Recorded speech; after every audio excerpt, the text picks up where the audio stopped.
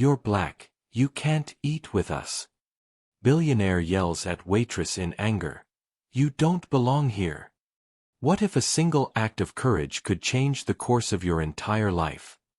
Jasmine Wright moved through the dining room of the Golden Gate Bistro with the grace of someone who had mastered the art of invisibility. At 25, she was a striking figure, tall, with warm brown skin and eyes that held both fire and fatigue. Her braided hair was neatly pulled back, her uniform pressed to perfection, but no amount of polish could shield her from the subtle slights that punctuated her days. A guest's lingering glance, a whispered comment about the help, or the way her manager, Harold Jensen, always seemed to find fault in her work. It was a constant reminder that she was an outsider in this world of wealth and privilege. Jasmine had been at the bistro for 3 years, her dreams tucked away in the back of her mind like a well-worn book she couldn't bear to open. Every tip she earned, every late-night shift she endured, was a step toward her vision. Soulful Grounds Café, a place where food would bring people together, where no one would feel less than. She imagined a warm, inviting space filled with the aromas of her mother's recipes, jerk chicken, cornbread, and sweet potato pie, blended with modern culinary flair. It would be a haven for the community, a place where everyone, regardless of race or status, could feel at home. But dreams were heavy, and the weight of them pressed harder with every microaggression she faced. Harold Jensen, the bistro's manager, was a man who wore his authority like a badge of honor. Middle-aged, with thinning hair and a permanent scowl, he ruled the staff with an iron fist. To Harold, Jasmine was a problem, not because of her work, which was impeccable, but because of who she was. "You're too slow," he'd snap, even as she balanced trays with the precision of a dancer. "You don't smile enough," he'd say, ignoring the way her smile faltered under his constant criticism.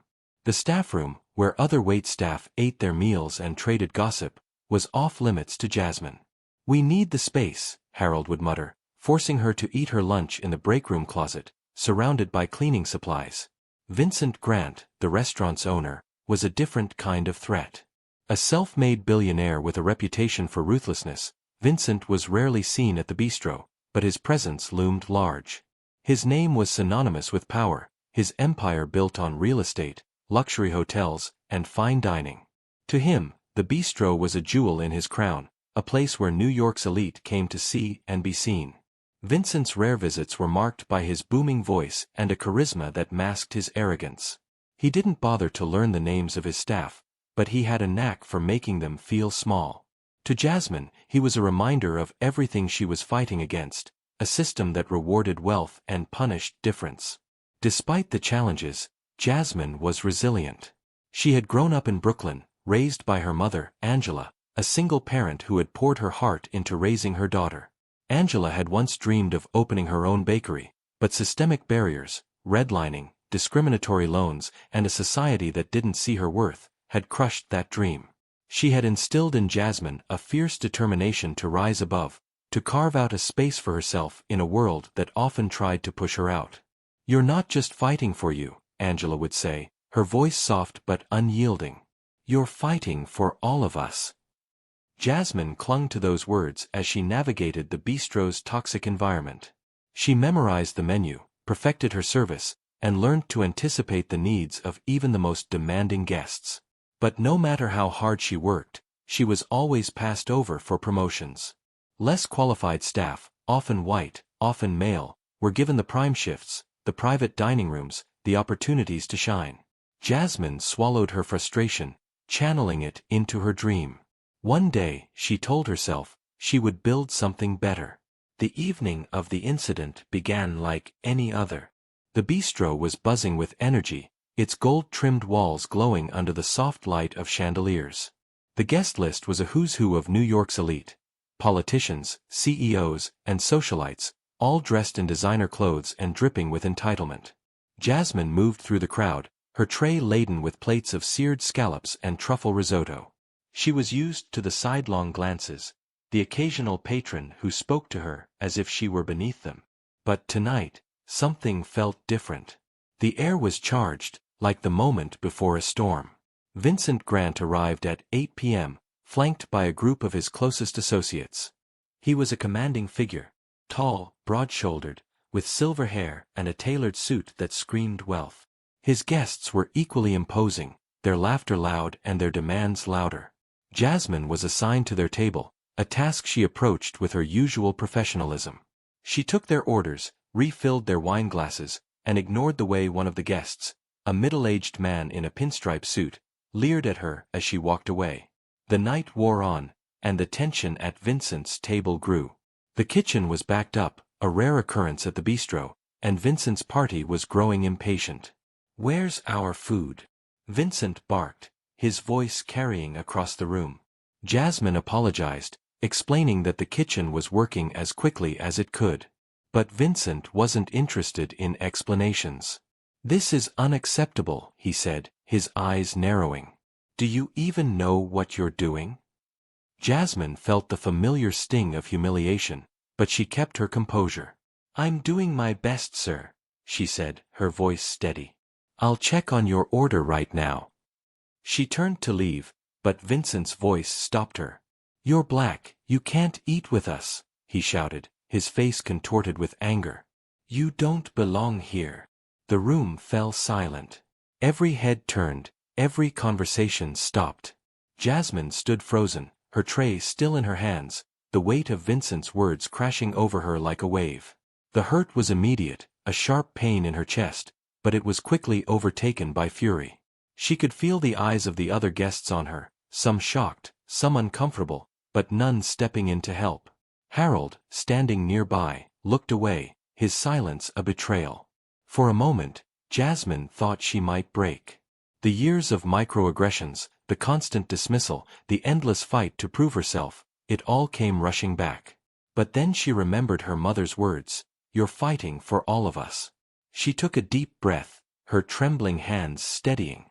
She set her tray down on a nearby table and stepped forward, her eyes locked on Vincent's. "I may not belong here," she said, her voice clear and strong, "but I will belong in a place I create. And that place will be better than this." The room was still, the weight of her words hanging in the air. Vincent's face reddened, his mouth opening and closing as he struggled to respond. For the first time, the billionaire looked small, his power diminished in the face of Jasmine's defiance. The other guests murmured, some in shock, others in admiration. Jasmine didn't wait for a response. She turned and walked out of the restaurant, her head held high. By the time Jasmine reached the street, her hands were shaking, but her resolve was unshaken. She pulled out her phone and called her mother. "Mama," she said, her voice breaking. "I can't do this anymore." Angela listened as Jasmine recounted the incident, her heart aching for her daughter. But she also heard the fire in Jasmine's voice, the same fire she had nurtured all those years. "You don't have to go back," Angela said. "But you can't stop now. This is your moment, baby. Use it." Jasmine didn't know it yet, but her moment was already spreading. A guest at the bistro, a young woman named Maya who had witnessed the incident, had recorded it on her phone. By the time Jasmine reached her apartment in Brooklyn, the video was going viral on X, shared with the hashtag Justice for Jasmine. The clip was raw and unfiltered, Vincent's cruel words, Jasmine's powerful response, and the stunned silence of the room. Within hours, the story was picked up by news outlets, and social media was ablaze with outrage. The backlash was swift. Patrons canceled their reservations at the Golden Gate Bistro, and activists called for a boycott of Vincent's entire empire. The hashtag Justice for Jasmine trended worldwide, with thousands sharing their own stories of discrimination in the hospitality industry. Maya, the guest who had recorded the video, posted a message of support. "Jasmine Wright is a hero. She stood up to a billionaire and showed us what courage looks like. Let's stand with her." Jasmine woke the next morning to a flood of notifications. Strangers were offering donations, words of encouragement, and even business advice. A local community organizer reached out, offering to help her turn her dream of Soulful Grounds Cafe into reality. Jasmine was overwhelmed, but Angela was there to ground her. "This is bigger than you now," her mother said. "You've started something. Don't let it stop." Vincent Grant was not accustomed to losing. But as the boycott gained momentum, his empire began to crumble. Investors pulled out, citing the damage to his brand. The Golden Gate Bistro, once a symbol of prestige, became a pariah. Harold Jensen was fired, his complicity in the restaurant's toxic culture exposed by former employees who came forward with their own stories. In a desperate bid to salvage his reputation, Vincent issued a public apology. Standing in front of a sea of cameras, he offered Jasmine a large sum of money to buy out the bistro. "I made a mistake," he said, his voice lacking its usual bravado. "I want to make this right." Jasmine watched the press conference from her mother's living room, her arms crossed. The money was tempting, enough to fund her cafe and more, but she knew it came with strings. Vincent wasn't offering redemption, he was trying to buy her silence. She turned to Angela, who nodded in silent agreement. "No," Jasmine said to the community organizer who had relayed the offer. "I'm not for sale." Instead, Jasmine used the momentum from #JusticeForJasmine to launch Soulful Grounds Cafe. With the help of crowdfunding and pro bono support from local business owners, she secured a small space in Brooklyn. The challenges were immense: permits, suppliers, and rival restaurant owners who tried to undermine her. But Jasmine was relentless. She poured her heart into every detail, from the menu to the decor, creating a space that felt like home. On opening day, Soulful Grounds Cafe was packed. The line stretched around the block, filled with supporters from the community and beyond. The walls were adorned with art from local Black artists, and the air was filled with the scent of Angela's recipes, now brought to life by Jasmine's vision. Every guest was greeted with warmth, every table a reminder that this was a place where everyone belonged.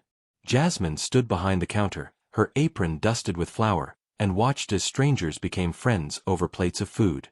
Maya, the woman who had recorded the video, was there, her eyes shining with pride. Angela moved through the crowd, her smile radiant, her dream finally realized through her daughter. The cafe wasn't just a business, it was a movement. It became a gathering place for activists, artists, and dreamers, a symbol of what was possible when people came together. Jasmine's story spread, inspiring others to challenge injustice in their own lives. She became a beacon of resilience, her name synonymous with change. As the sun set on opening day, Jasmine stepped outside and looked up at the sign above the door, Soulful Grounds Cafe. She thought of the night at the bistro, the words that had tried to break her, and the strength she had found within herself. She had turned pain into power, humiliation into hope. And in that moment, she knew she had built something that would last.